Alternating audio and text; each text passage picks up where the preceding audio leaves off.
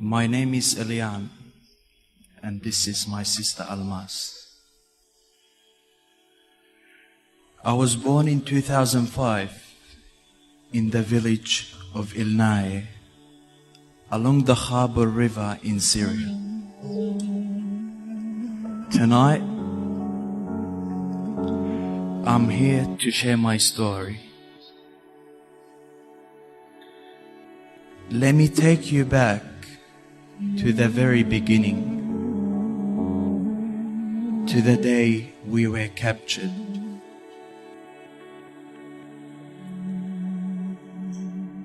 It was early morning, around 4 a.m., when the first wave of terror began. Gunfire ripped through our village. At first, we hoped it would pass, but this time, the violence grew louder, closer. That's when we knew this wasn't just another scare. By 7 a.m., the entire village and the neighboring village, Marbishu, had gathered into two central houses, frightened souls packed together, unaware of the nightmare about to unfold. People began crying out to God. We all recognized the terrorists immediately. As two armed men entered the house we were in, panic erupted. People crying, screaming. The man ordered us to stay quiet, firing bullets into the air to silence us. I remember clearly, one of the first things they did was shoot an icon of Saint Mary that hung on the wall. My father quickly ushered my sister and me into a side room, its window facing the street. Through the glass, I saw a man cloaked in black, face covered except for his eyes, beard long, gun raised. Allahu Akbar, he screamed as he fired into the sky. They forced us all outside, lining up 2 by 2. Their voices thundered, threatening death for any wrong move. We began marching toward the Khabur River. As we walked, live rounds were shot above our heads. We were told to keep our heads down. I turned around for one last look at our home. It was in flames.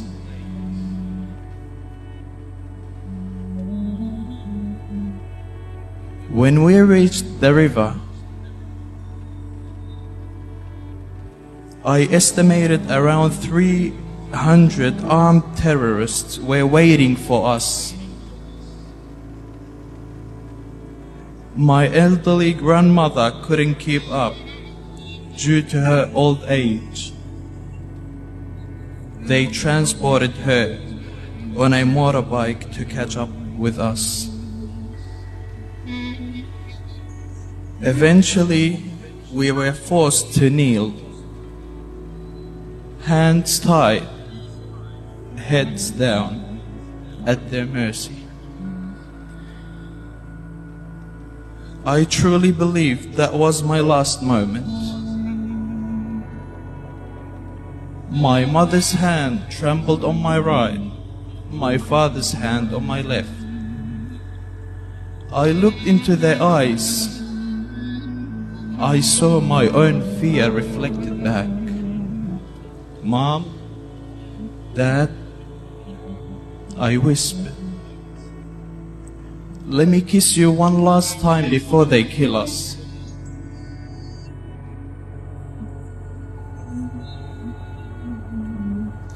Once we arrived at the riverbank, they stripped us of all our belongings, leaving only the clothes on our backs.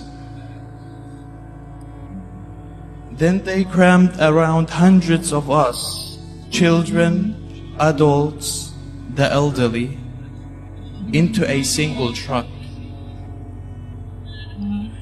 We drove for about 5 to 6 hours over harsh terrain. The bumpy ride left many injured. When we finally stopped, they separated us. Women and children on one side, men on the other. Since I was only 10 years old, I stayed with my mother and sister. We were taken to a city called Shaddade, under full ISIS control. This would be our living nightmare for the next 8 months. Our girls were targeted. Sometimes, once or twice a week, the leader of the group would enter, point a gun at them.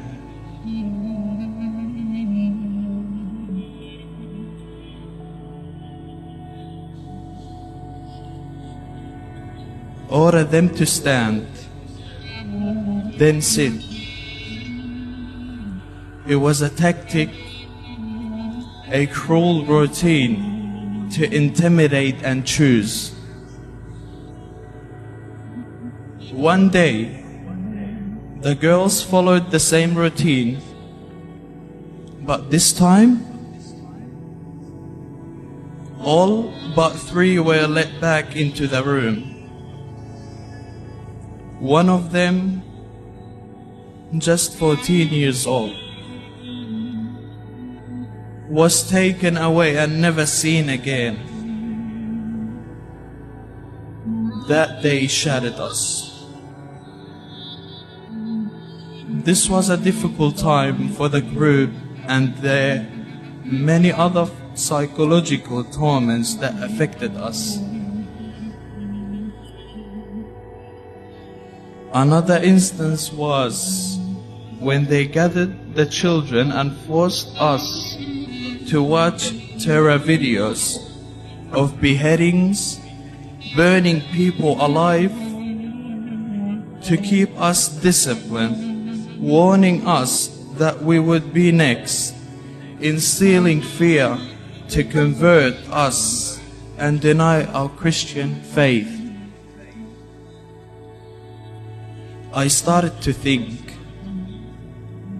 that if I had to face one of these options for my death, I would plead that they will shoot me in the head rather than burn me alive or behead me.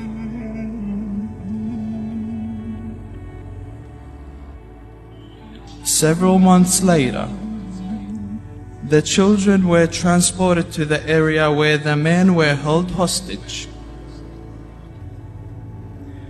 This is where I'd finally reunite with my father, but to my surprise, I did not recognize him, as they were forced to grow a beard and had suffered so much trauma, so that I did not recognize my own father, who I couldn't wait to see.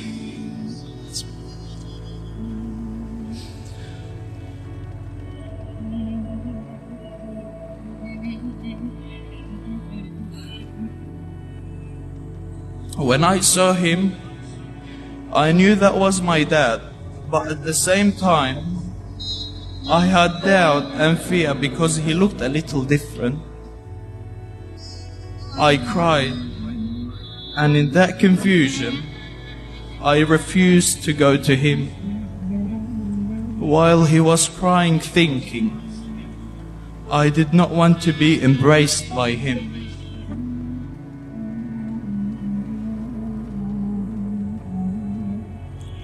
There were many horrors that I experienced, but these next stories I will forever hold close to my heart.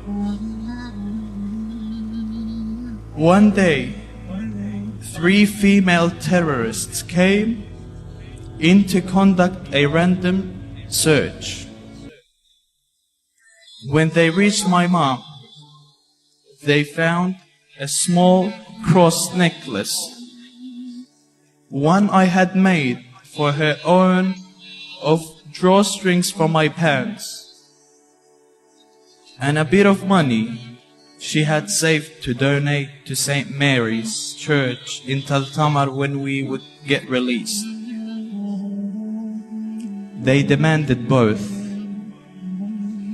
My mom handed over the money without a second thought, but she refused to give up the cross. That's the cross. She has it on her neck. And that's me, my brother and my sister.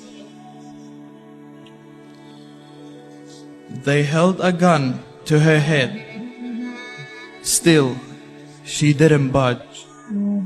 I begged her. The other women pleaded. Eventually, she gave it up and said, "May God forgive you." To our surprise, the very next morning, a terrorist came in with a package, passing it on to one of our own ladies. It was then passed on to my mom. My mom opened the package, and what was in the bag was the very cross and the money she promised to donate.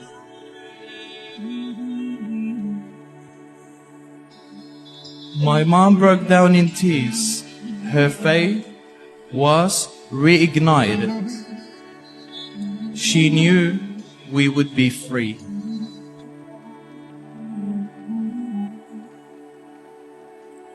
Though we had no church, we never stopped being a church. We prayed constantly. On Easter Sunday, my mom suggested we hold a mass.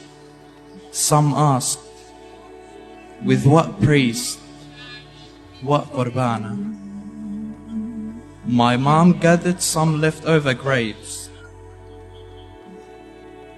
I was chosen as the role of the priest because I had memorized all the hymns and prayers from hearing my mom and my sister and the women pray.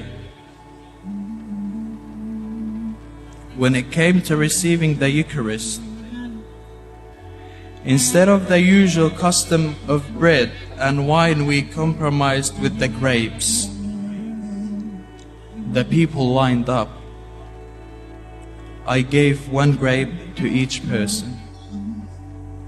Near the end, we ran out. My aunt remembered she also had leftover grapes, so she brought them over. Miraculously, we had 1 grape left for the final person. We were amazed.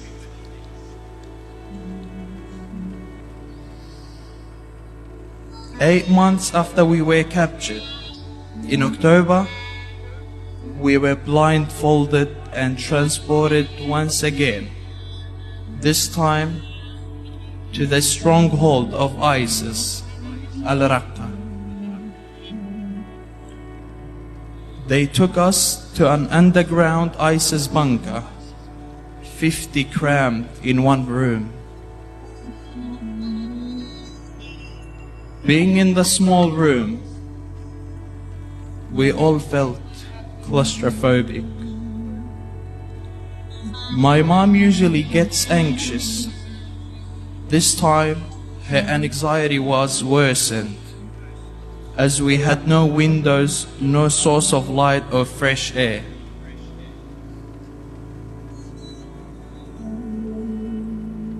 After a few days, my mom couldn't take it anymore and begged the guards to open the door and let her out just to breathe fresh air for even half a second.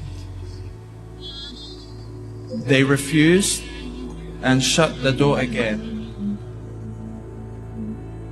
My mom had no other choice but to pray.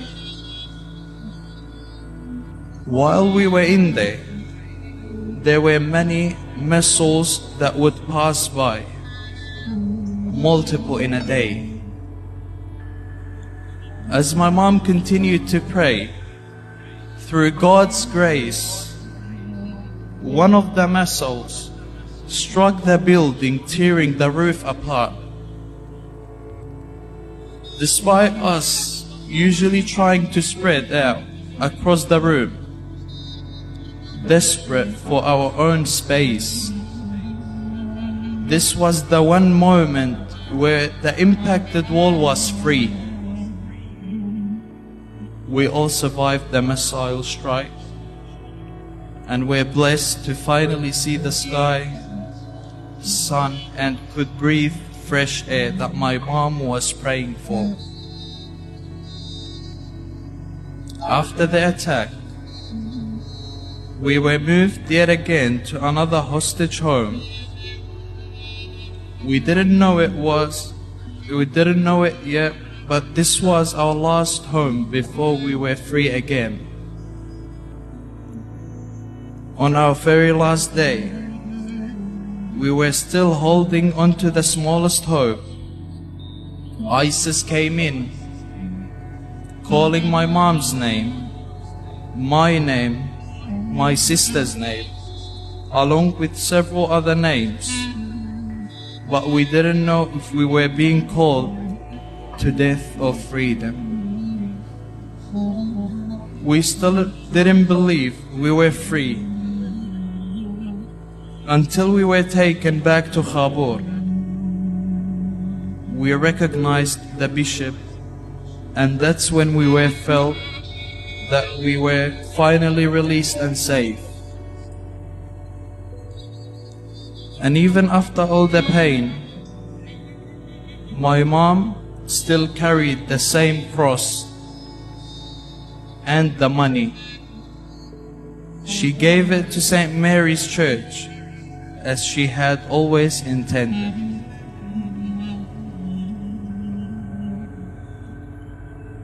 It was more than a donation. It was a symbol of faith that never broke.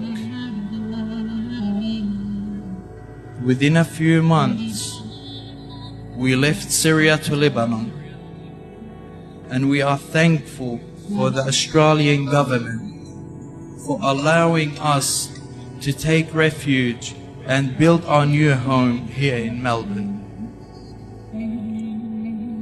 This is only a small portion of what I've witnessed. There are many things that I am unable to discuss, and this is only my story. There are hundreds, if not thousands, of others who have also faced atrocities that until this present day have never made headlines and are buried within our hearts, minds, and soul. Thank you all for listening.